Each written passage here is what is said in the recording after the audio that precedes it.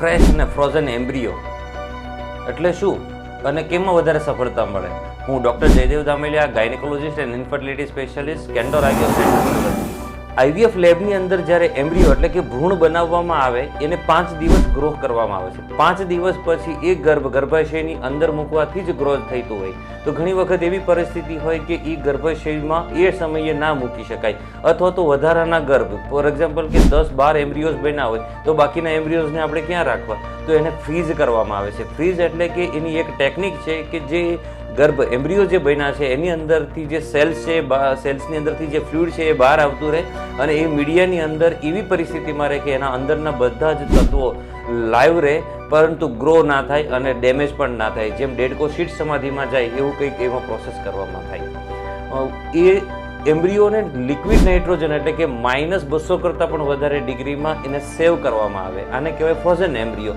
અને fresh embryo એટલે કે જે એમ્બ્રિયો લેબની અંદર ગ્રો થઈ ગયા પછી 5 દિવસ પછી એ એમ્બ્રિયોને ફ્રોઝ નહીં કરતા એ એમ્બ્રિયોને ગર્ભાશયની અંદર સ્થળાંતર કરવામાં આવે એટલે કે એમ્બ્રિયો ટ્રાન્સફર કરવામાં આવે તો એને એમ્બ્રિયો ફ્રેશ ટ્રાન્સફર કર્યો એવું કહી શકાય.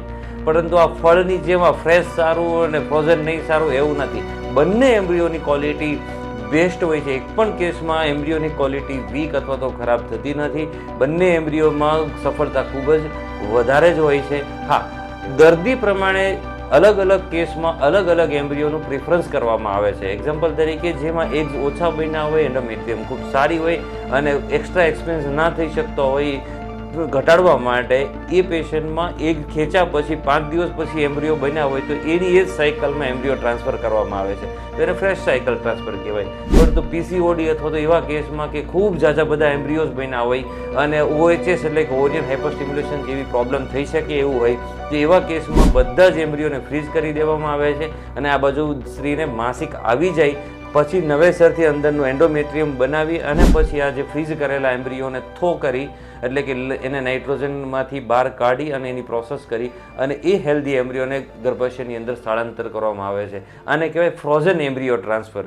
ફ્રેશ અને ફ્રોઝન એમ્બ્રિયોમાં એમ્બ્રિયોની ક્વોલિટીને લઈને કોઈ ટેન્શન હોતું નથી, બંને સેમ હોય છે.